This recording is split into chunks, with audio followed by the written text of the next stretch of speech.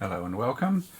In the last video you might have picked up a little mistake that I made, and this video is just a quick video to rectify that mistake.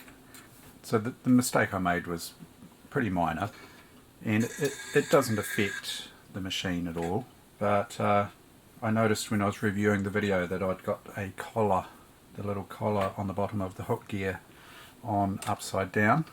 So let's just get that sorted out.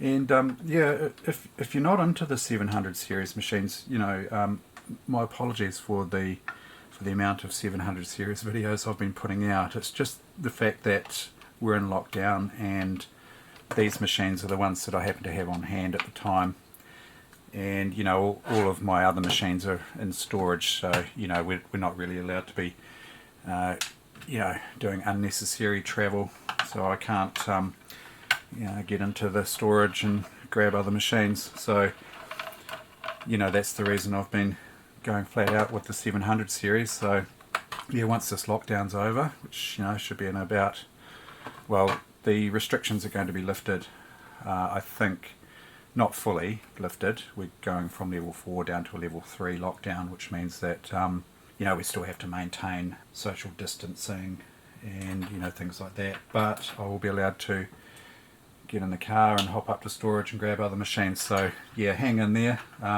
It's not, this channel's not all about Singer 760s, although it might seem like it at the moment. Let's have a wee look here, and you might be able to, I mean, if you compare the two videos, part 1 and part 2, you know, with respect to, you know, this, putting this collar on, you'll see it straight away. Yeah, when you pick it up, you'll see it's fairly obvious. You might notice that there's a chamfer. Let's get this here off.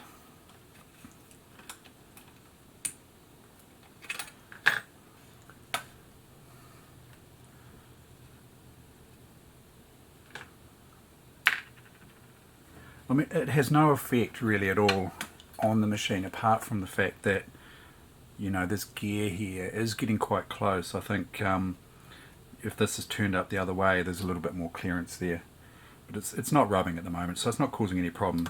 I mean, as you saw, it sews fine, and yeah, the machine's a little bit noisy, but I think most of the noise of this machine actually is coming from the motor, so it's just a matter of turning that around. If you have a look, chamfered side goes towards the bushing there, and that's it.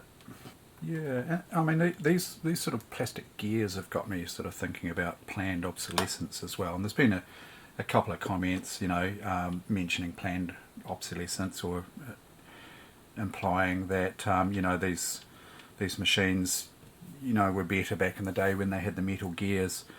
But I don't think it was a conscious sort of decision as such by Singer to make these machines, you know, become obsolete before their time. I sort of wonder whether it was more to do with, you know, maybe quietening the machines down.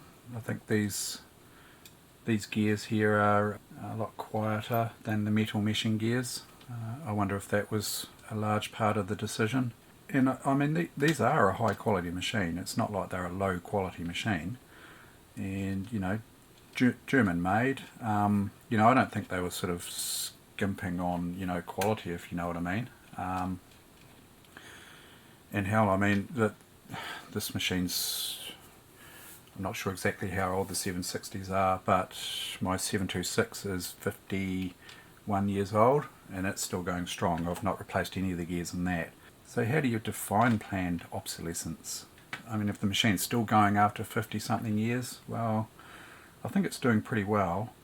And yeah, okay, some of these parts are breaking, cracking and whatnot, but the thing is that they're still available, and quite a lot of these parts are actually still available from Singer.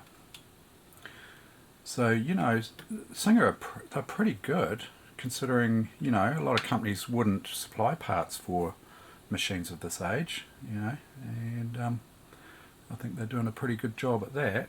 You know, a lot of the machines made by other high quality brands of this sort of era were using plastic gears as well, so you know, it wasn't an unusual thing. And for those gears to last 50 years, it's pretty good. You know, I don't think there was any sort of planned obsolescence going on there. But yeah, I'm not 100% sure. So that's all put back together now.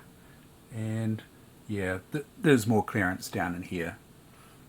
So it wasn't touching, but it was getting pretty close. So that's all sorted and ready to put back together.